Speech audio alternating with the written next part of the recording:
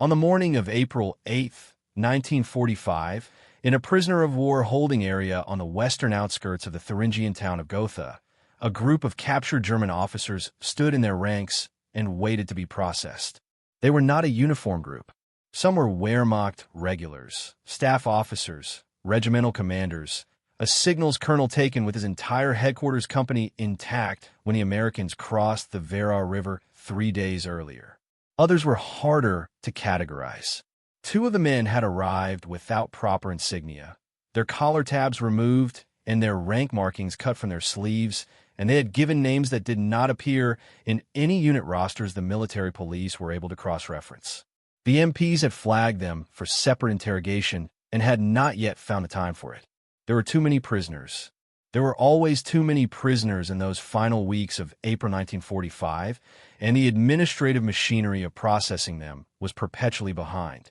What the men in the compound shared, the regulars and the irregulars alike, was a professional understanding of where they stood. They had been captured. The war was, to any man willing to read the evidence available to him, finished. They were prisoners of war. The rules governing that status had been negotiated between the signatory nations and codified in Geneva in 1929, and both sides in this conflict had, in the main, honored those rules where captured regular military personnel were concerned. Officers would be interrogated. Officers would be moved to rear area facilities. Officers would receive treatment consistent with their rank and with the provisions of international law. Officers would not be required to perform manual labor. This was the understanding the men in the compound outside Gotha carried with them into the 8th day of April. 40 miles to the south, in a hollow behind a screen of pine trees on the edge of a village called Ordruff, something was waiting for them that would rearrange that understanding entirely. If you're finding this story compelling, hit the subscribe button and let us know in the comments where in the world you're watching from today. The 4th Armored Division had been moving since before dawn on the 4th of April. Combat Command B, driving southeast through the Thuringian hills on roads that were becoming more congested by the hour with the wreckage of a retreating army. Vehicles abandoned without fuel, artillery pieces pushed into drainage ditches, the occasional burst of small arms fire from rearguard units that understood resistance was useless but had not yet been given formal permission to stop, reached the perimeter of the Order of Subcamp in the early morning hours. The men who arrived first were from the 7th Armored Infantry Battalion.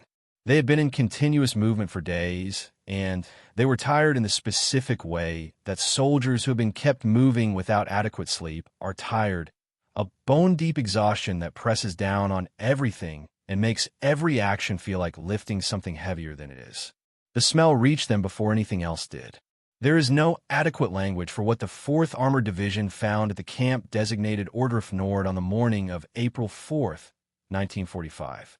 The men who were there tried, in letters written that week and in testimonies given later that year, and in accounts recorded decades afterward, and they arrived consistently at the same conclusion. The English language did not contain a word equal to the task. What the soldiers saw when they pushed through the wire was not a battlefield. It was not anything that the accumulated experience of soldiers who had fought in France and across Germany had prepared them to encounter. The frame of reference for combat violence, the professional soldier's understanding of death as a battlefield product, did not apply to what was in that compound. The camp had been a satellite installation of the Buchenwald concentration camp system. Its population, drawn primarily from Hungarian and Polish Jews transported east through the German camp network, had been put to work constructing a complex of underground military communications bunkers in the hills south of Gotha. The project bore the operational designation Adler. The bunker construction served the German Army's communications requirements for the Central Front. When the front ceased to exist in any meaningful sense, the military purpose of a labor was overtaken by the simpler institutional logic of confinement. By the time the Americans arrived, the SS garrison had departed several days earlier. Most of the surviving prisoners had been marched north in a column that moved quickly because any prisoner who could not keep pace was shot on the road and left. A small number of prisoners too weak to march remained inside the wire. An indeterminate number of bodies remained inside the wire as well. The military police who arrived after the first soldiers estimated approximately 2,000 dead in and around the compound. Some had been in the open for weeks. Some showed evidence of deaths that had occurred within the last 2 or 3 days before liberation. Men shot in the back of the head in the particular manner of men killed by administrators who understood that witnesses were a liability. There were gallows at the center of the compound. There was a flogging apparatus. There were barracks buildings whose interior conditions documented, without ambiguity, the daily reality of what the camp had been for the men assigned to it. There was a pile of bodies near the north wall that had been partially treated with quicklime when the administrators realized the Americans were arriving faster than anticipated, and there was insufficient time for a more thorough disposal. The 4th Armored's commanding officers ordered their men not to touch anything. Military police secured the site. Medical personnel arrived and made their assessments. Army chaplains were requested. Signals went back up the chain of command through Corps to 3rd Army Headquarters, where they reached, in the late afternoon of April 4th, the desk of General George Smith Patton, Jr., commanding officer of the 3rd United States Army. The signal described what had been found in the procedural language of military reporting, which is accurate in its particulars and inadequate in its totality, because military language is built to communicate information between professionals who share a common frame of reference.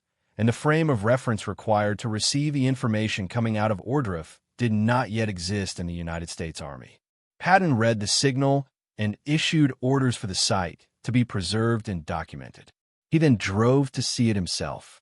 Understanding George Patton in April of 1945 requires setting aside the performance of him, the pearl-handled revolvers and the helmet liner polish to a mirror finish, and the speeches that historians have quoted ever since to the point of abstraction, and looking at the professional underneath the theater. Patton was 59 years old.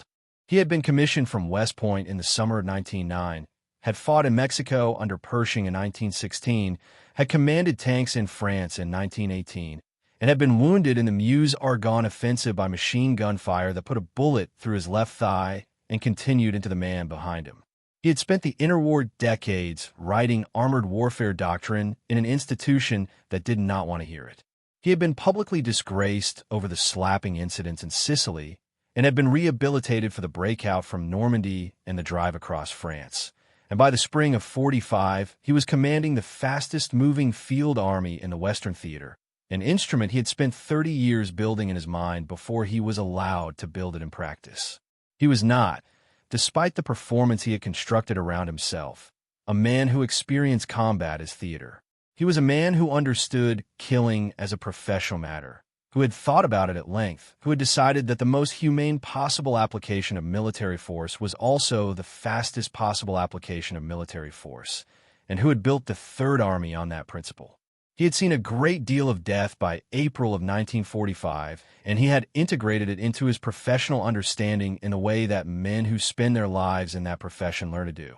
He had never seen anything like Ohrdruf. On the 12th of April, 1945, General Dwight D. Eisenhower made a decision that went beyond the operational requirements of his position.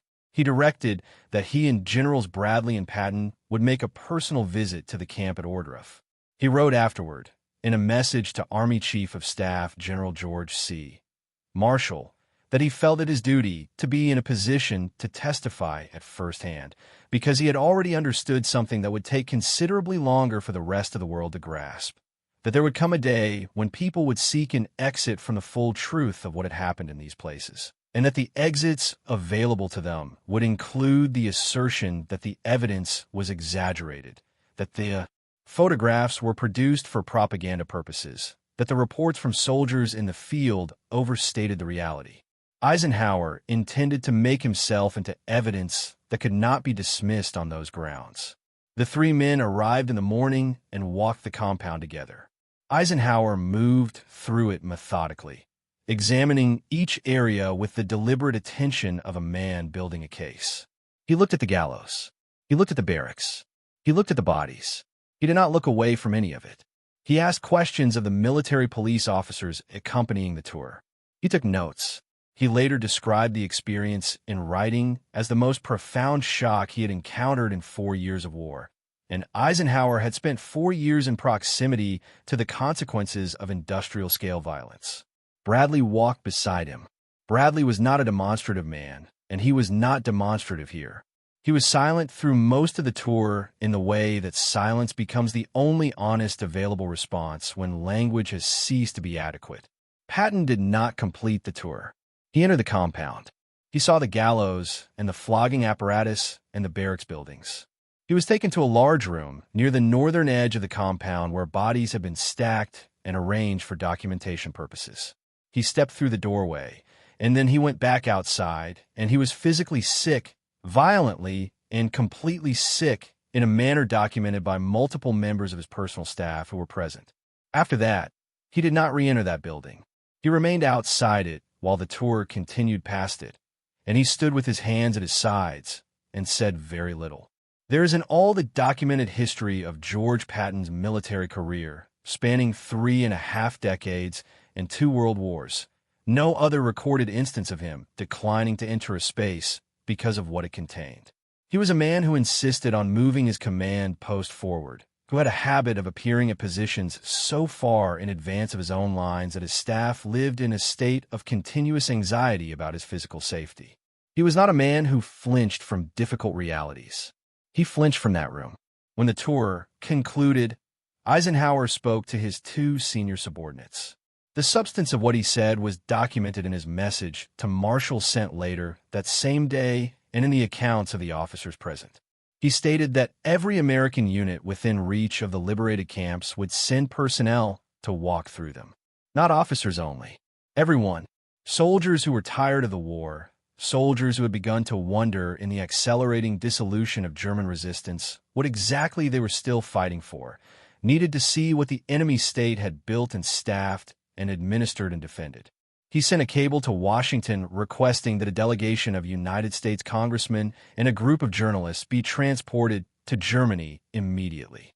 He understood that the evidentiary record of what was in these camps needed to be established by witnesses whose credibility could not be easily challenged.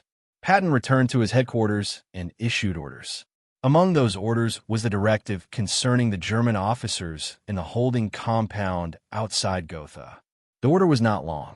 It directed that captured German military personnel held in compounds within a specified radius of the order of site would provide working parties for the burial of the camp's dead. The working parties would be organized by the military police authority administering the holding areas. The working parties would include officers. The working parties would perform the physical labor of burial, the preparation of the ground, the placement of the dead, the completion of the detail until the work was done. Where tools were available, tools would be provided. Where the number of tools was insufficient, the work would proceed without them. The order's language on the question of officer exemption was direct. The normal provisions of the Geneva Convention regarding the labor requirements of prisoner-of-war officers were not applicable to the present circumstances. The judgment underlying that position was this: the Geneva Convention governed the treatment of prisoners taken in legitimate military operations between organized armed forces. The deaths at Ohrdruf were not a product of military operations. They were the product of a program of systematic extermination designed and administered and executed by the German state. The officers of the German military had served that state. They had worn its uniform. They had fought under its flag through the full duration of the war, continuing to fight as the character of that program became available to anyone who cared to look at the evidence. The claim of officer privilege, in the context of what those officers' country had built 40 miles to the south, was not, from the American command's perspective, a neutral invocation of international law. It was an attempt to use the conventions of military conduct to stand apart from the consequences of a war that had been conducted in ways that exceeded those conventions by a distance that no legal argument could close. Patton did not produce a legal brief. He produced an order. It said the officers would dig. The notification reached the holding compound outside Gotha on the morning of April 9th. An American lieutenant delivered it to the senior German officer present, a colonel whose full name and unit affiliation the surviving records identify only partially, as the administrative precision of prisoner processing in the final weeks of the war in Europe was frequently overwhelmed by the volume of prisoners requiring processing. The colonel read the notification and then requested clarification. He stated his rank and his understanding of the provisions governing officers who were prisoners of war. He asked for written confirmation from a superior Allied officer of at least equivalent seniority before he could accept the legitimacy of the order. He requested that the matter be elevated to the appropriate command authority. None of these requests were procedurally unreasonable. They were exactly what a professional officer in his position would have been expected to produce, and the colonel produced them with the precision of a man who had spent his career inside institutions that ran on procedure and who believed, as men inside such institutions believe, that the procedure would hold. The lieutenant heard the protest out. He said the order had come from 3rd Army. He said the transportation would be ready the following morning. The colonel protested again. Other officers joined him, each adding their rank and their unit and their understanding of the relevant provisions to the formal record of the protest. The men with stripped insignia and uncertain names were conspicuously quiet during this exchange. The trucks were being assembled in the road beyond the compound gate. On the morning of April 10, 1945, a convoy of American military vehicles left the holding area outside Gotha and moved south on roads cleared of civilian traffic. The German officers in the backs of the trucks had been given no specific information about their destination.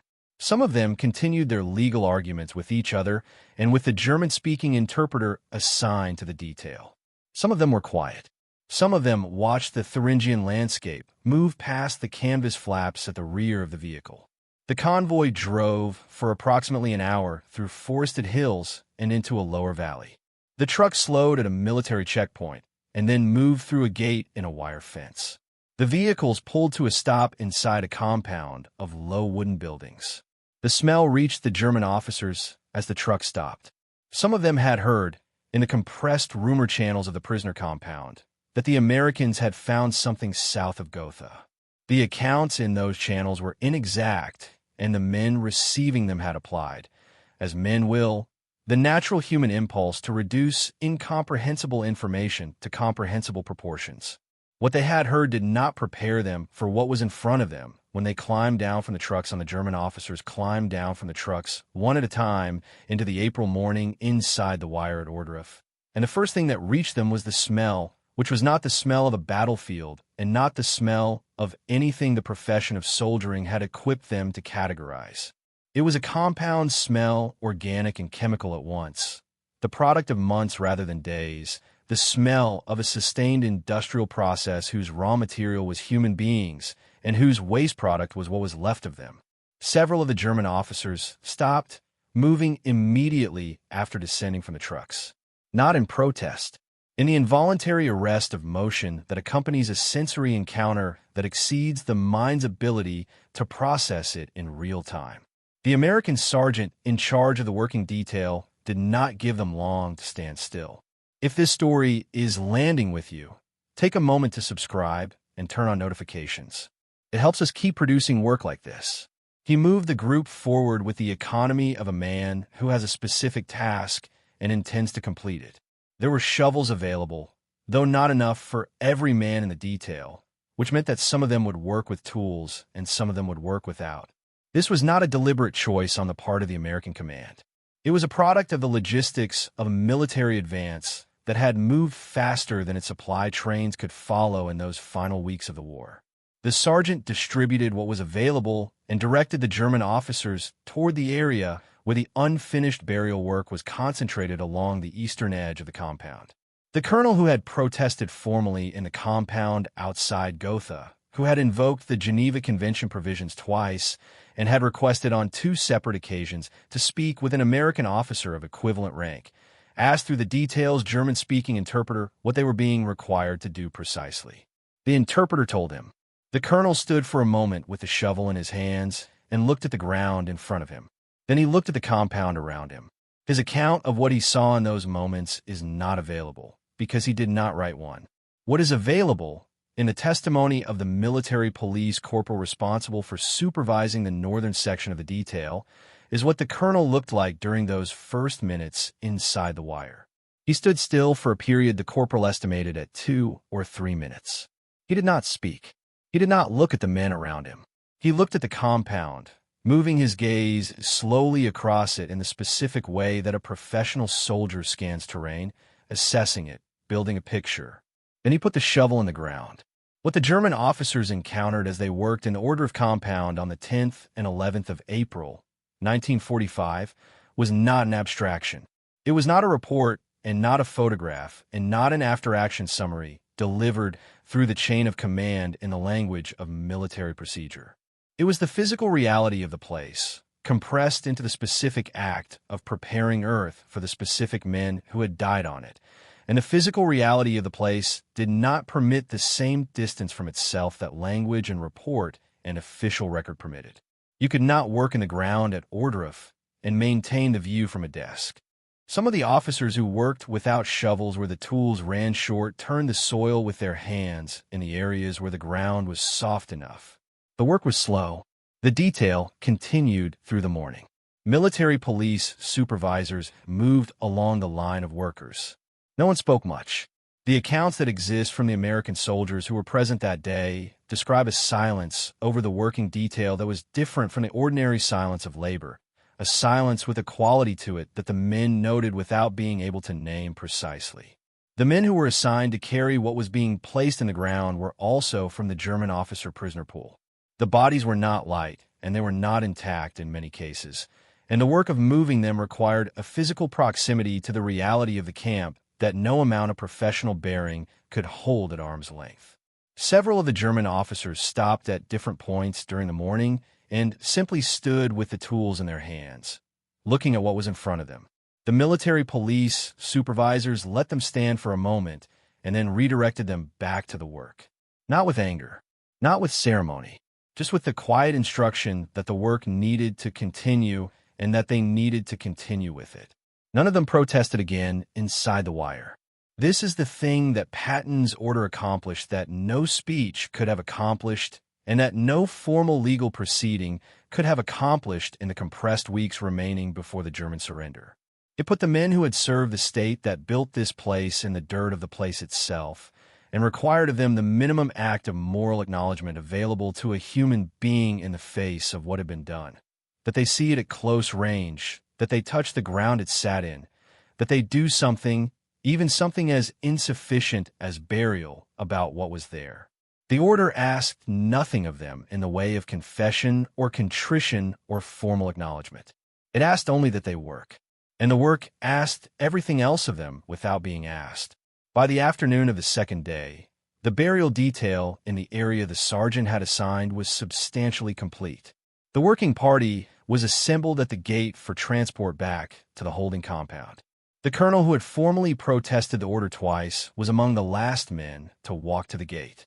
A military police private who was present noted later that the colonel's uniform was heavily soiled and that the colonel's hands were dirty in a way that the private found memorable enough to record. He described the colonel as not walking like a colonel anymore, though the private acknowledged he was not certain what he meant by that precisely. They got in the trucks and drove north and did not speak on the return journey, by every account available.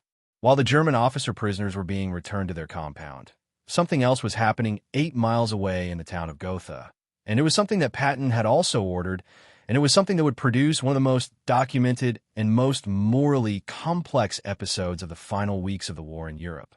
Eisenhower's directive after the April 12th visit was clear. The German civilian population in the areas surrounding the liberated camps will be brought to see what those camps contained. The towns around Ohrdruf had existed for months within a few miles of the wire, and the watchtowers and the smell and the columns of prisoners moving between the camp and the construction sites in the hills. Some of the local residents had worked alongside SS personnel in the administrative infrastructure of the surrounding area.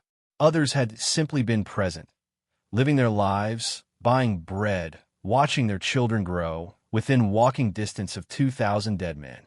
On the 13th of April, 1945, American military authorities organized a tour of the Ohrdruf compound for the residents of the surrounding area. The German civilians who were brought through the camp walked the same ground the 4th Armored Soldiers had walked on the 4th, the same ground Eisenhower and Bradley and Patton had walked on the 12th, the same ground the German officer prisoners had worked on the 10th and 11th. They were not a selected group. They were the ordinary population of an ordinary German town that had spent the better part of a year within a few miles of the camp and had, in the main, declined to ask too many questions about what the columns of prisoners on the road and the smell from the hollow in the trees actually represented. Approximately 1,000 civilians made the tour. The accounts of American soldiers who supervised it describe a range of reactions. Some of the German civilians wept openly inside the compound. Some of them appeared numb, moving through the tour with the specific blankness of people who are absorbing information that does not fit into any existing category in their understanding of the world. Some of them appeared resistant, maintaining an expression that the American soldiers present described in their accounts as disbelief, though what precisely they disbelieve is difficult to determine from the outside, since the evidence inside the wire was not ambiguous. The mayor of Ohrdruf completed the tour. He and his wife returned to their home that evening. They were found the following morning, both of them dead by their own hands. They had taken their own lives sometime in the night after walking through the camp in their town. There were other suicides in the surrounding area in those days, officials and local party figures, and others whose specific positions had placed them in closer proximity to the administrative machinery of the camps, and who, once that machinery was visible in its full reality rather than in the bureaucratic abstractions through which it had always been presented to those who served it, found the weight of that visibility insupportable. The suicides were documented in military police records and in the reports filed by army chaplains and medical personnel working in the area. They were noted in Patton's own diary, in the terms of a man who had seen a great deal of death and who recorded these deaths without editorial comment, which was itself a kind of comment. Eisenhower's cable to Washington produced results within days. A delegation of members of Congress arrived in Germany in mid-April, directed to the liberated camps by the Supreme Commander's office. Representatives and senators from both parties walked through Ohrdruf and Buchenwald and the other installations the Third Army and the other Allied formations were liberating in the rapid advance through central Germany and Austria. A group of prominent American journalists made the same tour. Eisenhower had understood that the evidence needed witnesses whose credibility was institutional rather than merely individual, and he had produced them. He had also understood something that the subsequent decades confirmed was correct, that even institutional witnesses with unimpeachable credentials and direct personal testimony would not, in the end, be sufficient for everyone, that there would always be a population of people in every country and in every generation who would find the available exits from the full truth and take them. Eisenhower could not close those exits permanently. He could only make them as narrow as possible, and he did that work in April of 1945 with a methodical precision that was entirely characteristic of the man. Patton's engagement with the German question in those weeks was less systematic than Eisenhower's and more personal. He was not a man given to the patient construction of evidentiary records. He was a man given to direct engagement with what was in front of him. What was in front of him in April of 45, beyond the operational requirements of driving the Third Army toward the Danube, was the full evidence of what the German state had been doing for years in the territory the Third Army was liberating, and Patton engaged with that evidence in the way he engaged with most things, head-on and at close range. He spoke with German officer prisoners on multiple occasions in those weeks. The accounts of those conversations, drawn from the recollections of the interpreters present and the staff officers who accompanied him, describe a consistent pattern. The German officers, almost uniformly, claimed ignorance. They said they had not known. They said they had been soldiers in the field, and the camps were an SS matter, and the SS was a separate institution from the Wehrmacht, and they had heard things but had no specific knowledge. They said, in the various formulations available to them in their particular circumstances, that they had not been responsible for this. Patton's response to these claims was not a speech, and it was not an argument, and it was not a formal rebuttal. It was a question, posed in different forms on different occasions, but consistent in its structure. He asked them how many years they had worn the uniform of the German state. He asked them what they had believed they were fighting for during those years. He asked them whether they understood what a soldier was responsible for when the institution he served committed acts of this kind. He did not wait for the answers. He had seen Ordruff, and he had formed his own answer, and the answer was the order he had already issued, and the order was still being executed in the compound 40 miles to the south. The answers the German officers might have given to his questions were not, by April of 45, answers he was prepared to receive as satisfactory.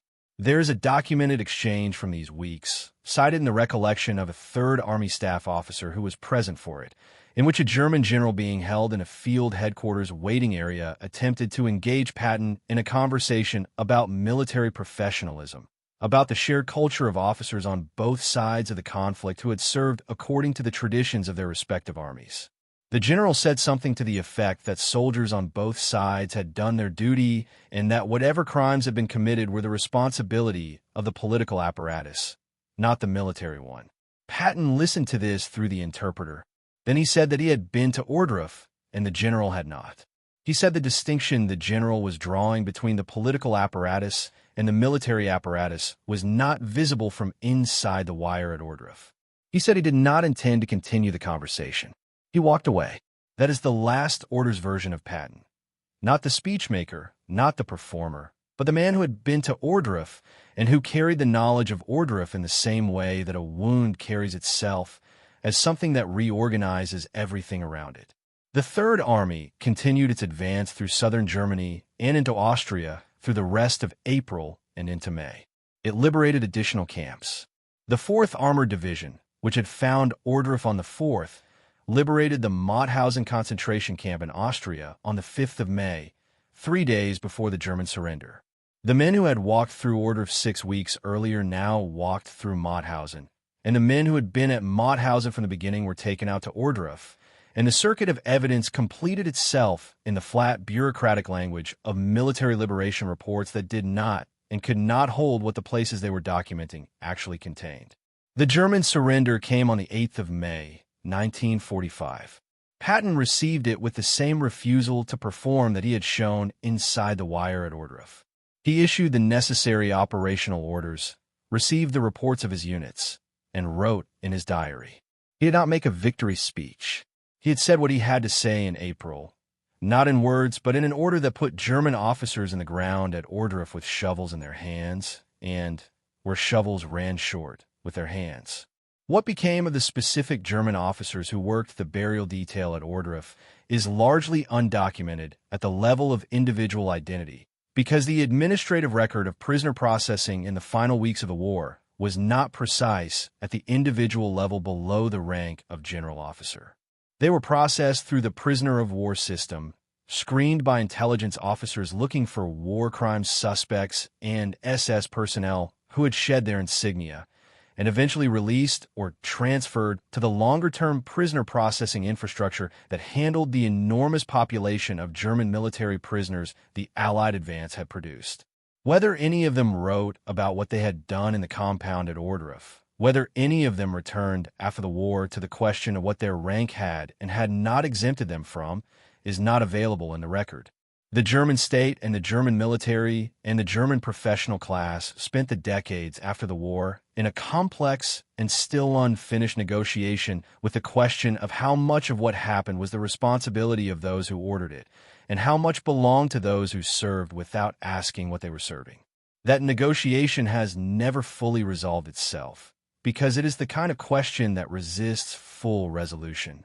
The evidence of places like Ordruff sits permanently on one side of it and cannot be moved. Patton died on the 21st of December, 1945, from injuries sustained in an automobile accident near Mannheim 2 weeks earlier. He had been scheduled to return to the United States. He died in a hospital in Heidelberg, Germany, and is buried in the American Military Cemetery at Hamm, Luxembourg, with the men of the Third Army who died in the war he commanded them through. He never wrote a formal memoir in the conventional sense. The accounts attributed to him from the period of the liberation of the camps are drawn from his diary, which was published posthumously under the title War as I Knew It, and from the recollections of the staff officers who were present at the exchanges he had with prisoners and with civilians in those weeks. He was a man who believed, with a conviction that preceded his experience of the camps and was not altered by it, that armies had moral obligations that existed independently of and prior to the orders they received. He believed that a soldier was responsible, in ways that exceeded the formal chain of command, for what was done in his name under his flag. He believed this before Ohrdruf. After Ohrdruf, he believed it with the specific intensity of a man who had seen the consequence of an entire military profession collectively deciding not to. The order he issued in April of 1945 was not complex. It did not require elaborate legal justification or extended philosophical argument. It required only that the men who had spent years serving the state that built Ohrdruf spend 2 days in the ground at Ohrdruf preparing the earth for the men that state had killed. It asked nothing of them in the way of confession. It required only presence and work. The presence and work asked everything else. There is a detail in the account of Corporal Saunders, the military police supervisor who gave testimony in 1946 and whose recollection is among the most specific primary accounts of the working detail available, that does not appear in any of the official records. He described, at the end of his testimony, the moment when the German officers were assembled at the gate to return to the trucks at the end of the second day. He said the senior colonel, the one who had formally protested the order twice, paused at the gate and looked back at the compound before getting into the truck. He did not look long. A few seconds. Then he got in the truck. Saunders said he did not know what the colonel was thinking in those seconds, and he was not going to pretend he did.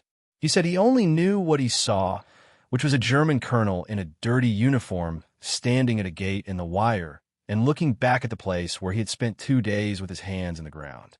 That is where this story ends, and where the question it has been carrying since the German officers stood in their compound outside Gotha and invoked the conventions of their profession finally arrives.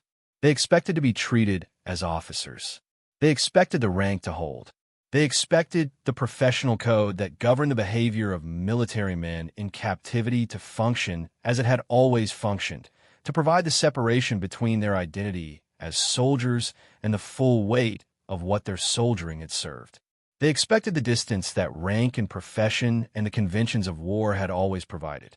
Patton gave him a shovel and pointed at the ground, and in that act, brief and unheroic and documented only in the flat language of military police logs and a corporal's testimony, he said something that no speech could have said, something that the military tradition he devoted his life to had never quite been required to say so plainly, that the conventions of the profession of arms are not a wall between a soldier and moral consequence. They are a code that depends, for its legitimacy, on the moral character of the institution that issues it. When the institution crosses a line that cannot be crossed, the code crosses with it. And when that happens, rank is just a piece of cloth. The column of trucks drove north on the road back to Gotha, and behind them in the hollow behind the pine trees, the ground at Ohrdruf held what it held, and the work was done. Thank you for watching. For more stories like this one, check out the other videos on your screen now, and don't forget to subscribe. The morning of April 10th, and stood in the compound at Ohrdruf in the cold April air of central Thuringia. What happened next is where the full weight of this story resides, and it requires more than the time remaining in this first part to carry properly. We will stop here and continue from the moment those men put their boots on the ground inside that compound. Because what the German officers found waiting for them in the hours that followed, and what the American command required of them, and what several of them discovered about the nature of the rank they had invoked so precisely in the compound outside Gotha, goes to something that sits underneath every military tradition the Western world has built over the last century. The question of whether uniform grants a man moral distance from the state that issued it.